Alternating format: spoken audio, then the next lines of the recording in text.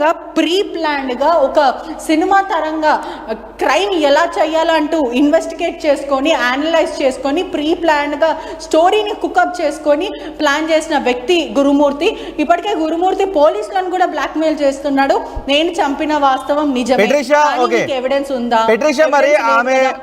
అతను చంపినప్పుడు ఖచ్చితంగా అతన్ని బట్టలపైన రక్తపు మరకలు పడతాయి, ఆమె బట్టల్లో రక్తపు మడుగులో ఉంటాయి. మరి వీటిని ఏం చేశాడు? వీటిని ఉడకబెట్టాడు సరే, ఆ కత్తుల్ని ఏం చేశాడు? ఆ బట్టల్ని ఏం చేశాడు?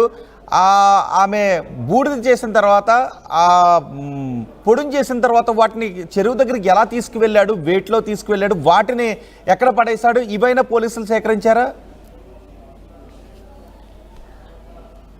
ఇప్పటికే చూసుకుంటే 2 రోజుల నుంచి పోలీసులు తల బాదుకుంటున్నారు. ఒక్క క్లూజ్ దొరకక సతమతం అవుతున్న పోలీసులు, రాచకొండ పోలీసులు చాలా సీరియస్గా ఈ కేసుని తీసుకున్నప్పటికీ కూడా ప్లాస్టిక్ కవర్స్ కానీ, అతనికి సంబంధించిన ప్లాస్టిక్ కవర్ ఏదైతే బలమైన వస్తువుతో భార్యని కొట్టాడో ఆ 2 నైఫ్స్, కుక్కర్స్ ఇవన్నీ స్వాధీనం చేసుకున్నారు. ప్లాస్టిక్ కవర్స్ ఎక్కడి నుంచి తీసుకెళ్ళావు, ఆ ప్లాస్టిక్ కవర్స్ ఎక్కడున్నాయంటే నేను పాడేశాను అని చెప్తున్నాడు. అంటే గడికి ఒక మాట, అంటే ఫస్ట్ ఒకసారి చంపేశాను అంటున్నాడు, ఆ తర్వాత నేను చంపానని మీ దగ్గర ఆధారాలు ఉన్నాయని పోలీసులను ముప్పతిప్పలు పెడుతున్నారు. కానీ నిజం మాత్రం చెప్పని పరిస్థితి కనిపిస్తుంది.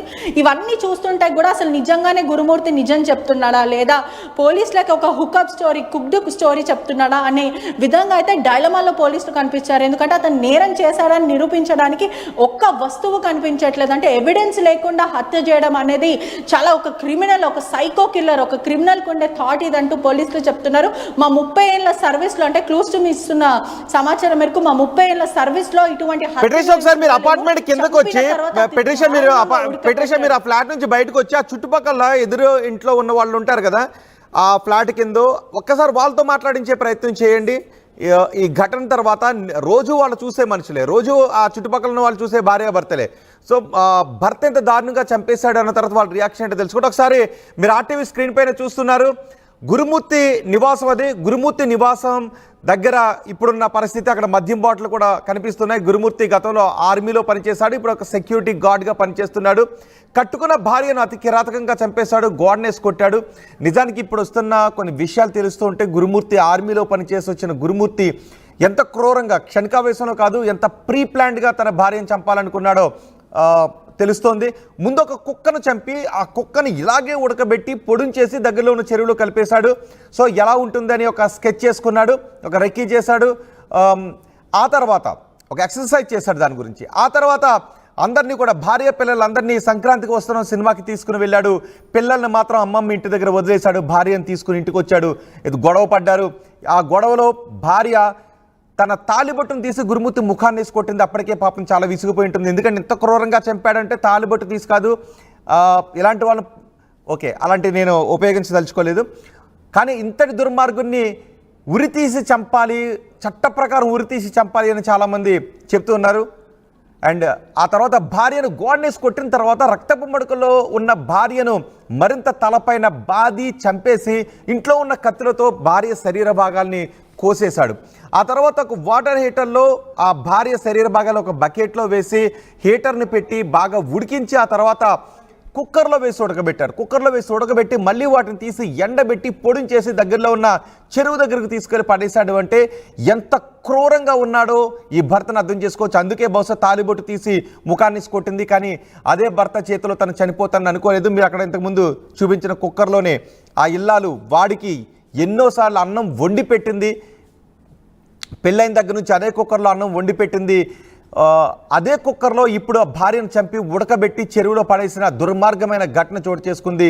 బూడిద అయ్యేంత వరకు కాల్చానని గురుమూర్తి చెప్తున్నాడు. భార్యను చంపేసిన తర్వాత శరీర భాగాలను ఆ కుక్కర్లో వేసి బూడిద అయ్యేంత వరకు కూడా కాల్చే పొడిని 2 బకెట్లలో తీసుకుని వెళ్ళి చెరువులో కలిపేశాను గురుమూర్తి చెప్తున్నాడు. అంటే సాక్ష్యాలు కూడా దొరకకుండా ఏం చేయాలి అని ముందు ఒక కుక్కను చంపి ఎక్సర్సైజ్ చేసి ఆ తర్వాత భార్యను చంపేశాడు. ప్రస్తుతం గురుమూర్తి పోలీసుల అదుపులో ఉన్నాడు. పోలీసులు అన్ని కోణాల్లోనూ విచారణ చేస్తున్నారు. కానీ ఎక్కడ కూడా సాక్ష్యాలు దొరకకుండా, ఏమాత్రం సాక్ష్యాలు దొరకకుండా భార్యను చంపేయాలి అని ప్లాన్ చేసే ఒక దృశ్యం లాంటి సినిమాని ఇప్పుడు పోలీసులకు చూపిస్తున్నాడు. కానీ పోలీసులు మాత్రం ఎలా అయినా సరే అన్ని క్లూస్ సేకరించాలనే పనిలో ఉన్నారు. చెరువు దగ్గరికి వేట్తో తీసుకువెళ్ళాడు బకెట్లతో అని, ఆ చెరువులో ఏదైనా ఆ మాంసం ముద్దలు దొరుకుతాయేమోనని చెరువును కూడా గాలిస్తున్నారు. అలాగే ఆమెను చంపినప్పుడు ఆమె ఒంటిపై ఉన్న బట్టలు ఎక్కడ వేశాడో, ఆ రక్తపు మరకలతో ఉండే ఆ బట్టలు ఎక్కడ పడేశాడో, అలాగే ఈ భర్త బట్టలను కూడా ఏం చేశాడు అనే వివరాలను కూడా పోలీసులు సేకరిస్తున్నారు. ఏ కత్తులతో ఆ భార్యను కోసేశాడు అనే వివరాలు కూడా పోలీసులు సేకరిస్తున్నారు. పోలీసులు కూడా ముప్పు తిప్పలు పెట్టే సమాధానాలు ఇప్పుడు మీరు ఆర్టీవీ స్క్రీన్ పైన చూస్తున్న గురుమూర్తి చెప్తున్నాడు. చూడండి ఒకసారి, భార్యతో ప్రేమగా దిగుతున్నట్టుగా ఫోటో దిగాడు. కానీ అదే భార్యను నిర్దాక్షిణ్యంగా గోడనేసి కొట్టి చంపేసి ఆ కుక్కర్లో వేసి ఉడికించి చెరువులో పడేశాడు. ఇలాంటి భర్తను ఏం చేయాలని మీరు అనుకుంటున్నారో మీ అభిప్రాయాన్ని కమెంట్ బాక్స్లో తెలియచేయండి. ఒక 2 రోజుల క్రితం జరిగిన ఇంకొక ఘటన కూడా నేను మీకు చెప్పబోతున్నాను. చెప్పిన తర్వాత మళ్ళీ మా ప్రతినిధి పీటరేష దగ్గరికి వెళ్తాను. 2 రోజుల క్రితం మనం చూసాం, గర్భంతో ఉన్న భార్యను కడుపుపై కూర్చుని తొక్కి ఆ గర్భంలో ఉన్న బిడ్డ బయటకు వచ్చేసేలా చేసి చంపి ఆ తర్వాత భార్యను తీసుకెళ్ళి ఎక్కడో పడేసిన దుర్మార్గమైన ఘటన.